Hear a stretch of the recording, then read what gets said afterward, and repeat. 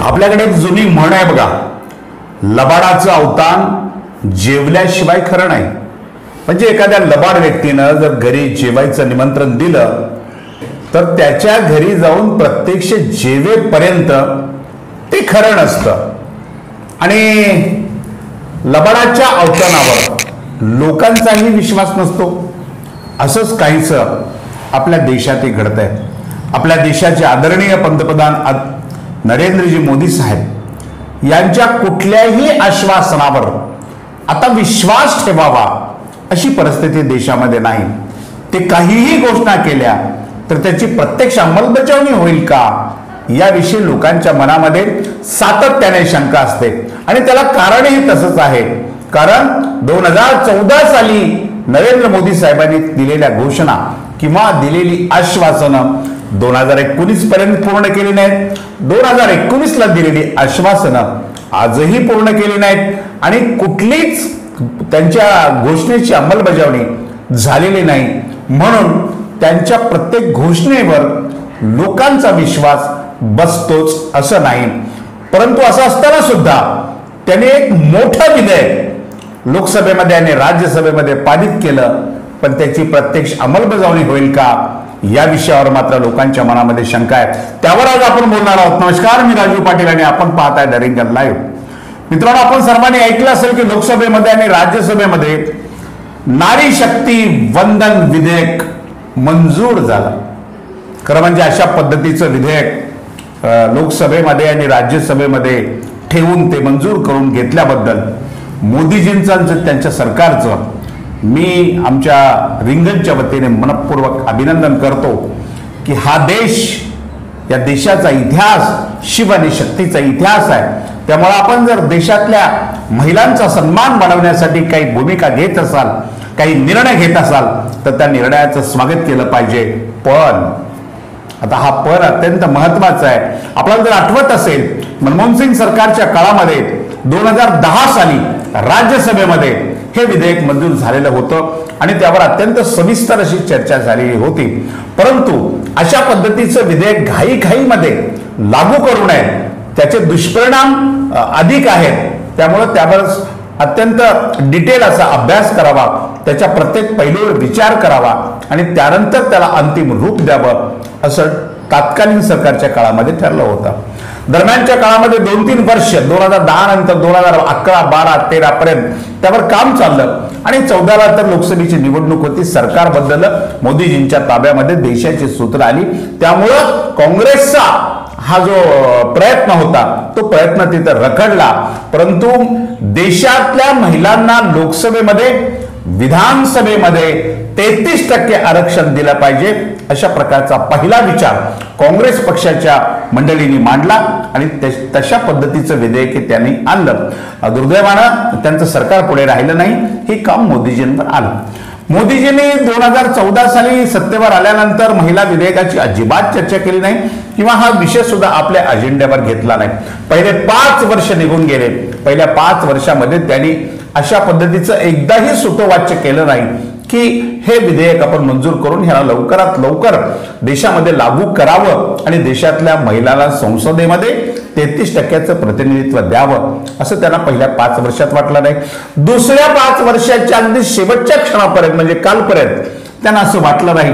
परंतु अचानकपणे संसदेचं विशेष सत्र बोलून अशा पद्धतीचं विधेयक मांडून ते राज्यसभा आणि लोकसभा यामध्ये मंजूर करून घेतलं. परंतु सरकारतर्फे किंवा पंतप्रधानांच्या वतीनं हे जाहीर करण्यात आलं नाही की महिला आरक्षण धोरण केव्हापासून लागू होणार आहे. 2024च्या निवडणुकीमध्ये ते येणार आहे का? 2029च्या निवडणुकीमध्ये ते येणार आहे का? 2034च्या निवडणुकीमध्ये ते येणार आहे का? 2039च्या निवडणुकीमध्ये ते येणार आहे का? प्रत्यक्षात या निर्णयाची अंमलबजावणी होणार कधी आहे की केवळ उद्याच्या निवडणुकीमध्ये देशातल्या महिलांना हे सांगावं की आम्ही तुमच्यासाठी संसदेमध्ये अशा पद्धतीचा कायदा करून तुमचा मान आणि सन्मान वाढवण्याचा प्रयत्न करतोय. खरं म्हणजे मित्रांनो, इथे गंमत अशी आहे की मणिपूरच्या प्रकरणामुळे आणि दिल्लीमधल्या पहिलवानावर झालेल्या अत्याचाराच्या प्रकरणामुळे किंवा देशात घडलेल्या विविध महिला अत्याचारामुळे हे सरकार पूर्णतः बदनाम झालेलं सरकार होतं. मणिपूरच्या विषयावर खास करून संपूर्ण देशभरामध्ये खास करून महिलांमध्ये या सरकारविषयी अत्यंत तीव्र संताप व्यक्त केला जात होता. सरकारचा सातत्याने महिलांकडून निषेध केला जात होता. या पार्श्वभूमीवर म्हणजे भाजप नेहमीच अशा पद्धतीचं राजकारण देशामध्ये करताय की आम्ही महिलांची किती काळजी वाहतो किंवा देशातल्या महिलांची आम्हाला किती चिंता आहे हे दाखवण्याचा प्रयत्न या माध्यमातून या सरकारने करण्याचा प्रयत्न केलेला आहे. तरी सुद्धा हे कधी लागू होणार आहे, हे कसं लागू होणार आहे, हे कोणत्या राज्यांसाठी आहे, लोकसभेसाठीच आहे का ते विधानसभेसाठी आहे, विधानसभेसाठी आणि लोकसभेसाठी असेल तर लोकसभेच्या कोणत्या जागा आरक्षित केलेल्या आहेत, विधानसभेच्या कोणत्या जागा आरक्षित करण्याचा निर्णय झालेला आहे, पुनर्रचना मतदारसंघ पुनर्रचना आयोगानं त्यावर आपलं मत नोंदवलंय काय, या कुठल्याही प्रश्नाचं उत्तर हे विधेयक देत नाही. आणि या सगळ्या प्रश्नाचं उत्तर देत नाही. तसं ते जातनिहाय म्हणजे कुठल्या समुदायाला किती प्रमाणामध्ये लोकसभेमध्ये प्रतिनिधित्व मिळणार आहे याचंही उत्तर हे विधेयक देत नाही. या विधेयकामध्ये महिलाला प्रतिनिधित्व 33% द्यायचं आहे, पण कुठल्या महिलांना नेमकं द्यायचंय, सगळ्याच ओपन महिलांना द्यायचंय का किंवा केवळ संविधानिक आरक्षण असलेल्याच महिलांना द्यायचंय का, ओबीसी महिलांना द्यायचंय की नाही, मुस्लिम महिलांना द्यायचंय की नाही, जैन महिलांना द्यायचंय की नाही किंवा इतर जे विविध घटक आहेत यामध्ये या महिलांना आरक्षण द्यायचंय की नाही आणि द्यायचं असेल तर ते कुठल्या पद्धतीने द्यायचंय त्याच्यावरही हे विधेयक उत्तर देत नाही. या विधेयकामध्ये कुठल्याच सकारात्मक प्रश्नाचं उत्तर या विधेयकात मिळत नाही. एक सांगितलं जातं की अशा पद्धतीचा कायदा अंमलात आणण्यासाठी पहिल्यांदा जनगणना करावी लागेल. आता जनगणना करणे खरं म्हणजे जनगणनाचा कालखंड होऊन गेला. मागेच या सरकारने जनगणना करायला पाहिजे होती. 2011 साली आपली जनगणना झाली, त्यानंतर 21ला जनगणना होणं आवश्यक होतं, परंतु मोदी सरकारने ते पूर्णपणे टाळलेलं आहे. त्याचं कारण असं आहे की जनगणना केल्यानंतर आता सगळ्या विविध राज्यांची मागणी अशी आहे की देशामध्ये जातनिहाय जनगणना झाली पाहिजे. कुठल्या जातीचे नेमके किती नागरिक आहेत त्याचा शोध घेतला पाहिजे आणि जातनिहाय जनगणना करून तशा पद्धतीचा विकासाचा वाटा त्या संबंधित घटकापर्यंत पोहोचवला पाहिजे, अशा पद्धतीची सर्व विरोधकांची मागणी आहे. परंतु जातनिहाय जनगणना करण्याचा निर्णय हे सरकार घेत नाही, कारण त्यांनी जर असा घेतला तर भविष्यामध्ये त्यांच्या राजकारणाला ते अडचणीचं ठरू शकतं असं भारतीय जनता पार्टीला वाटतं. त्यामुळे जातनिहाय जनगणना करण्याचं हे सरकार सातत्याने टाळत आहे. त्यामुळे जनगणना कधी होईल हे नक्की सांगत नाही किंवा जातनिहाय जनगणना जर करायची असेल तर तशा पद्धतीचं विधेयक संसदेमध्ये यायला लागेल आणि ते विधेयक पास व्हायला लागेल. त्यानंतर ते निर्णय आपण किंवा सरकार घेईल. पण हे विधेयक कधी येणार आहे त्याचंही उत्तर या सरकारकडे नाही. म्हणजे कुठल्याच प्रश्नाचं उत्तर या सरकारकडं असणार नाही. मतदारसंघाची पुनर्रचना कधी होणार, कोणत्या भागामध्ये किती लोकांना किती महिलांना प्रतिनिधित्व मिळणार, हे संपूर्ण देशातल्या सर्व राज्यांमध्ये अशा पद्धतीचं हे 33% आरक्षण सर्व राज्यामध्ये फिरवलं जाणार का एका दुसऱ्या राज्यामध्येच ते ठेवलं जाणार याचाही निश्चितपणे उल्लेख या विधेयकाच्या माध्यमातून होत नाही. दुसरी एक गोष्ट अशी असते की केवळ विरोधकाचे मतदारसंघ महिला आरक्षित करण्यासाठी अशा पद्धतीचा डाव सरकार खेळत आहे याचंही निश्चित उत्तर नाही. या सर्व गोष्टीकडे आपण जेव्हा डोळसपणाने एक अभ्यासक म्हणून पाहतो तेव्हा नारी शक्ती वंदन विधेयकाचं हार्दिक स्वागत आहे, परंतु प्रत्यक्षात नारी शक्तीला संधी कधी मिळणार आहे या प्रश्नाचं उत्तर या विधेयक आपल्याला देत नाही किंवा सरकारकडून मिळत नाही. परंतु यातले जाणकार आणि अभ्यासक लोक सांगतात की 2039 पर्यंत म्हणजे 15 वर्ष तरी